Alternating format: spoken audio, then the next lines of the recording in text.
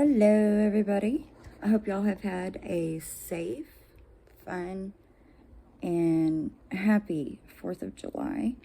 And today I thought I'd tell you guys about my son. So I'm going to go all the way back to when I was pregnant with him, and I did not know. I started having dreams, and a dream where I was told that I was pregnant with his son and that I was to name him Michael. And so, I was like, okay. I later on found out that I was pregnant. At that point, I really wasn't thinking I was pregnant, didn't really believe I was pregnant. But I kind of put that to the side. I, of course, found out that I was pregnant, and so on his father's side, they have carried the family name on, William, and then William the First, William Jr., William the Third, so on and so forth. And so my son's father was really wanting to continue that. And I told him, I said, I've been told that his name he's to be named Michael. And, we didn't really fight over it, but, there was some banter back and forth. And, I finally told his dad, I was like, look, if you have a problem with it, you're going to have to take it up with God, right? And so, during the pregnancy, as far as the pregnancy went, everything was fine. There wasn't anything out of the ordinary from when I was pregnant with his sisters. And when was it?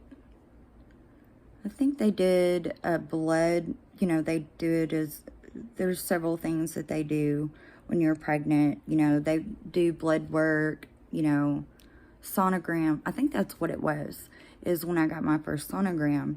The first thing they told me was that he had an extra flap of skin in his heart. And so they sent me to a perinatal specialist. And so I had been told so many different things, that there was an extra flap of skin in his heart. When they did the measurements of his legs, I was told that he was going to be born with Down syndrome, according to the measurements that they took. They were really wanting me to get an amniocentesis. That was hard to remember for a second. Which I don't remember if I had considered it before, but I hadn't really been presented with that. But I was presented that, they really wanted me to get one of those. Well, there is a percentage that there could be problems that happen with that. And there's a lot of people that go through that successfully, so I'm not bashing anybody that has done that or whatever. It's something that I personally chose not to do. And so I had a sonogram once a month. from probably his fifth, for, I don't know, 3 or 4 months. Once a month I had a sonogram, and every month they wanted me to have the amniocentesis. You know, they really wanted to convince me that that was the best thing for me to do, and I was, no. And, so they kept telling me, oh, well, so my original OBGYN, had told me that, you know, I really need to consider some of these things and face the fact that I may be giving birth to a child with Down syndrome, or, you know, something along those lines. And, you know, I looked her dead in the eye and I said, there's nothing wrong with my son. Because that's what God told me. And, really what I was she looked at me like, you poor dear thing, you know, when I said that. And, anyways, I just wasn't fazed, you know, because I had a dream that God told me that, that I was gonna have a son that was, you know, gonna be healthy, and, you know, all of these things. I could have told you word for word everything by everything before I had the surgery, but some things have become harder to retrieve from my memory. But basically, was that, you know, God told me that I was going to have a healthy son, and that he was going to do mighty and strong things for God. I believe those were 2 exact words.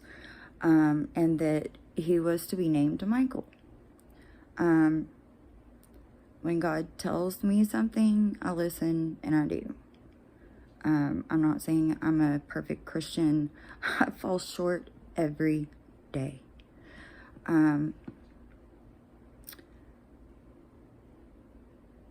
But I decided, well, I don't think it was ever even a question in my mind, that God said this and that's what it's going to be, you know? So, oh, they wanted me to have birth in a perinatal birthing center, and I wouldn't. You know, and they were like, oh, that's going to be really bad for your baby. You know, you could be putting his life at risk, and all of this and that. And, you know, there may be some people that watch this and they're like, oh my God, I can't believe you did that. I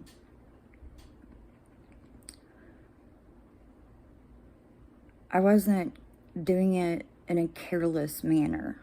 I think that anytime a doctor tells you something, you should definitely take them at their word and consider what you're being told. Because doctors are doctors for a reason. They know way more than we do without the kind of education that they go through. Moving right along. So I had decided that I was not going to go to a perinatal birthing center. I wanted to give birth at the hospital that I had chosen. And so moving right along, so right before Christmas, it was Christmas Eve, where my doctor was going to leave out of town and wanted to, you know, check the status of things. And so she checked the status, and my water broke right then and there. I mean, it didn't like all like it normally would, but my water did break. So, doctor told me, okay, I'll meet you over there, because the doctor's appointment was walking distance from the hospital that I had chose. And so, be that as it may, I waddled over to the hospital, oh, I'm fixing to give birth. Called my husband and told him that I was to give birth. And the whole family is getting together to celebrate the holidays. So I had Michael. Michael came out healthy. He is not only healthy to this day, he is 21 this year. He'll be 22 in December. He was born on Christmas Eve at 10:30 at night.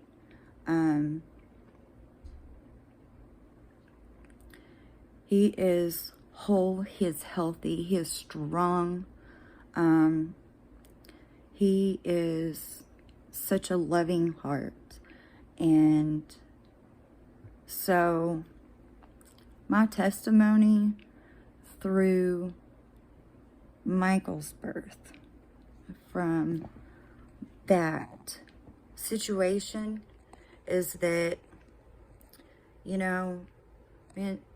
God told me, like, before I even realized that I was pregnant, like, hey, this is what's going to happen. You're going to have a son. This is what you should name him. And, he's going to be healthy. And, I don't know. At the time, it seemed weird. Almost like I kind of brushed it off kind of thing. I got pregnant, or found out that I was pregnant. And everything from that point forward, God was showing me how to have faith. That was my very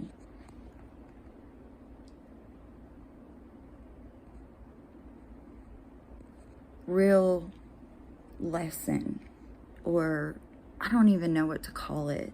Right now, at this point in my life, and for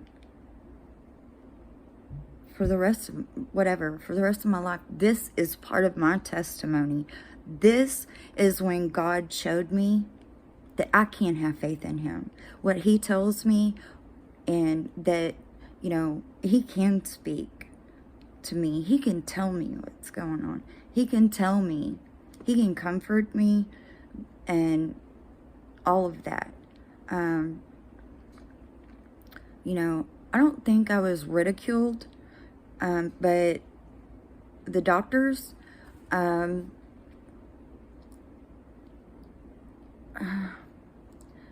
was pitied, because, in their eyes, it seemed like I just had not come to terms, maybe, with what I was being told. I don't know. But the real situation is that I was being told one thing, and God had told me something completely different, and I chose to believe God. And all said and done at this point in my son's life is that he received the name that God told me to give him. He is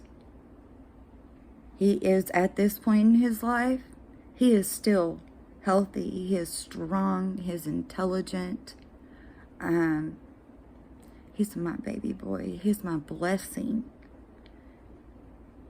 And he's my proof that I can trust God.